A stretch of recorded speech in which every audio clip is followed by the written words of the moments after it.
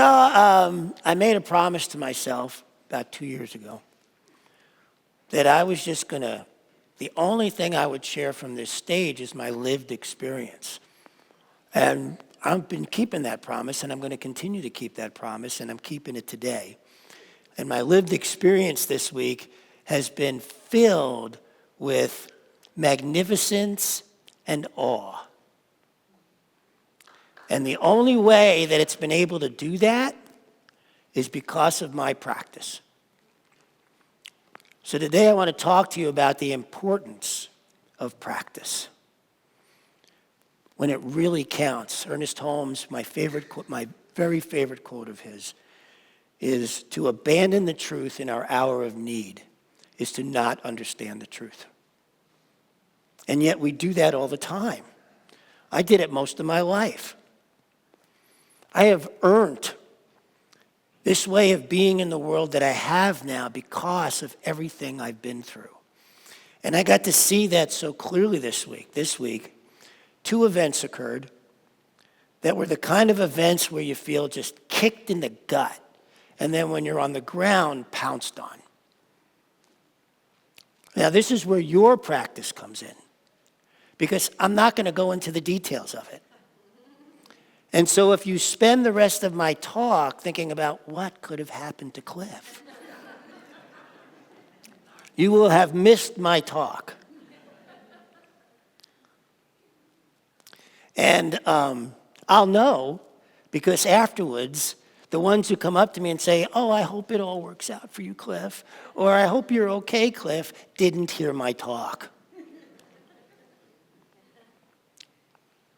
Because what this week was really about was how incredibly powerful this practice is in the midst of that.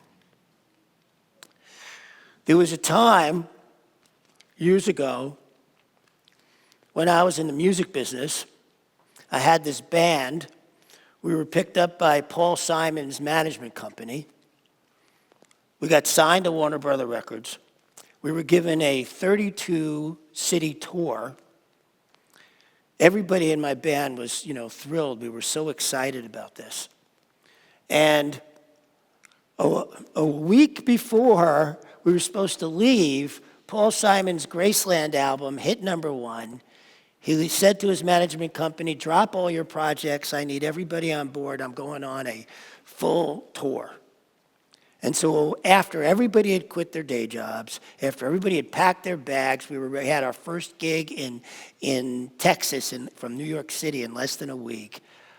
I got a phone call saying, "Sorry, there is no tour, there is no record deal, and we're dropping you from management." I had to call my band members and tell them about it. They all blamed me. Of course, they all quit the band. And so now I not only didn't have a record deal or a tour, I also didn't have a band. How I responded then was I started to drink. And I drank. And I drank for 4 months, every day. Not a moment sober, from waking up to passing out. Until I had some friends come along and go, "This isn't working," and pulled me out of it. And I tell you that story to tell you how far I've come from having that kind of thing happen and where I am now. Because what happened this week is I got up the next day and I said, okay. Well, first off, the impact of what happened sent my body into shock. My back, my neck, my lower back, my legs. I was just throbbing all over. I could hardly stand up the first day. But I did. I got up and I said, "This is practice time. This is it. This is where I need it most." And so I got up and I gave the dog and cat their treat. The same things I do every morning, except I was a lot more present this morning. I took Buddy out for his walk. I made myself a cup of tea. I fed them. I cleaned out Ash's filter for her coffee and set the water so that when she got up, it was there for her. And I sat down and I meditated, and I did my morning cone, and I started feeling lighter already. I started feeling lighter. And so I went through the day really focused on, this is what I need. This is what calls me right now. I took several walks, and I got some work done. I got some really good work done that day. I was very proud of myself. And what I noticed is several things happened, right? I'm deep in this practice, and I started feeling lighter, and then I started feeling good about feeling lighter, which made me feel lighter. And then I started feeling really good that I kept up the practice, which made me feel even lighter. And before I knew it, I was laughing. Now, my whole thing these days is staying steady, but not doing it by stealing myself, because in the past, I could steal myself really well, and then my body would suffer for it. But what I noticed is when I went to sleep that night, my body didn't hurt as much as the night before. It hurt less. Wasn't great.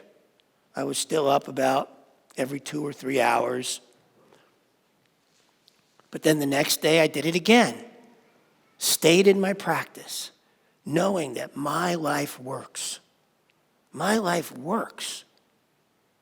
Your life's work. If you've ever had that kind of experience where you felt that way and then thought you couldn't get up again, I'm here to tell you that this practice is so powerful that you don't have to, I didn't force myself to get up. I didn't force myself to do anything. I've been doing this practice so long, it's just was my default to do. That's where you want to be. You want to do this practice so much that it's your default when something happens. And so the next day, I'm lightening up even more. I'm feeling, wow. Even Ash noticed, wow, you're a lot lighter now. This is, things are going along in the day, and I'm feeling, and I'm getting more work done, and I'm staying. My life works. I didn't let it go. I didn't say I've had enough practice. Because I knew that if I was really there, my body would be feeling better than it was, right? Your body is a really great key for how aligned with yourself you are. The beauty of this practice is the alignment it brings you in, and then what you really start experiencing in your body and in your world. Things started to shift a little. And I just kept going. This is mine to do. This is mine to do. This is here. This is what's next. My life works. My life works. One step at a time. Reminding myself, life is about one step at a time, because it is. Life is not about what's going to happen tomorrow. Life is about this step now. And I kept reminding myself of that. And I kept taking that step. And I kept feeling lighter. And the lighter I felt, the better I felt about myself. And then I'm giggling about, look how light I'm feeling. I've been eating healthy, didn't go for a single drink, been out singing, walking the dog, singing, walking. Went down into the river valley, and I'm walking in some very treacherous area. This was funny. There's a sign on the trail I take that says, "Do not take this trail, it's treacherous." I took Enid on it. And when I did it again the other day, I thought to myself, God, if people really believe that, they would never get out of bed, because what about life isn't treacherous? This is living on planet Earth is treacherous for our hearts, for our bodies, for our minds. It's our job to find a way to be on this treacherous path of ours that allows us to still flourish, to still enjoy, to still rise. And so I walked that path again, that treacherous path, just to remind me. And I did it mindfully, as I did with Enid. We'd walked it mindfully. And so you get deep into the mindfulness of it, which is what we teach here. How to be mindful of your life. This stuff works. It works when it matters most. To abandon the truth in our hour of need is to not understand the truth. Because if you understood how powerful this really is, you would never, ever abandon it. And I didn't. And so my week just got better and better. And then all of a sudden, I'm sleeping 6 hours. And I'm waking up and my body isn't hurting at all anymore. Well, it always hurts, I'm always like in the 2 to 3 range, always anyway. But it was back to normal. And I was feeling really good about that. And I was feeling really good about myself. Because that's what matters most, not the event, but how you feel about yourself in the midst of whatever's going on. Maybe it's a disease, maybe it's a divorce, maybe it's a loss of job. It could be any of these things, and they are really. It could be the death of a child. There is some heavy stuff that goes on in life, and so learning how to use this practice in those moments that you need it most.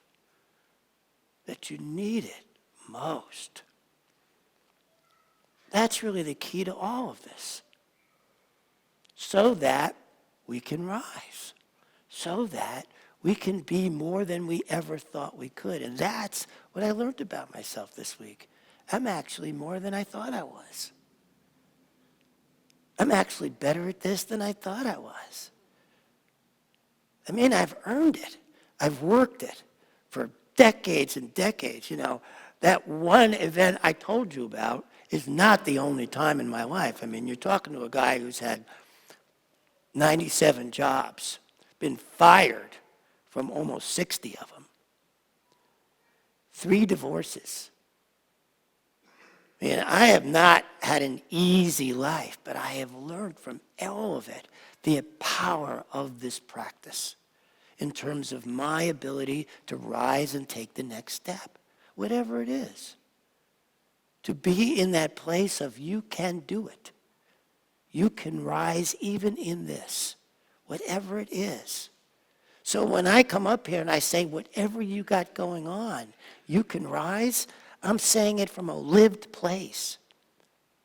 I'm saying it from, I'm not guessing about this.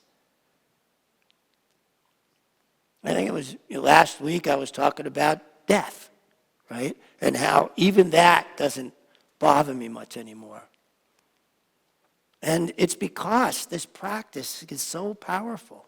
This practice can make you rise in ways. Ash is teaching this incredible class. You want to be in it. You want to find out how to integrate this stuff deeper into your life, even if you think you know it. Because it is the integration when things get tough that matters most. That's when we get to rise. And so, it's been quite the week. And it's been an amazing week. So I was thinking about synchronicities and how over the past, since about November, the things that have gone on in my life have been so much larger than I have dealt with in a long time. And so this isn't the first event, even in this period of time, that has really, could have in the past, shooken me to the core. And instead supported me in actually becoming bigger, more. Feeling stronger, having that Olympic-size spiritual muscle that's really possible in the midst of anything, absolutely anything. You can do it, every one of you, because I am not unusual. Now, each of us has this place in us. Well, before I get to that, I want to get back to synchronicities, because synchronicities are important. I want you to know, pointing at you, sorry. I want you to know that synchronicities are happening every moment of every day, all around us. We're just missing them. When we finally catch one and go, I had a synchronicity happen today, I say to people, actually, you had them all day. You just happened to notice one. They're happening all day. And so that was one of the things is part of my practice, is being with the synchronicities, the synchronicity of what's going on. Events don't just come, you can feel blindsided by an event. I certainly did this week, but that doesn't make it so. Everything is growing out of everything. There's a way in which everything shows up in the way it does because of everything that's happened before it. And the more aligned we get with ourselves, the more we can see those synchronicities that led us to where we are. I, for myself, have made a stand for becoming a master at this. I have for a long time. And so it occurred to me that these kind of events keep happening because nothing has really pushed me forward as much as these kind of events. Nothing will push you forward like something that comes out of the blue that you never expected, that is large enough to capture your attention, right? Because all the things that go on in your life, a lot of it doesn't capture your attention. You might miss it. Then something comes along and goes, you can't miss this one. It's a bus and it's about to run into you. Maybe you've had that happen. Well, before it was a bus, it was a car. Before it was a car, it was a scooter. Before it was a scooter, it was a dove, a duck, viaduct. No, that's.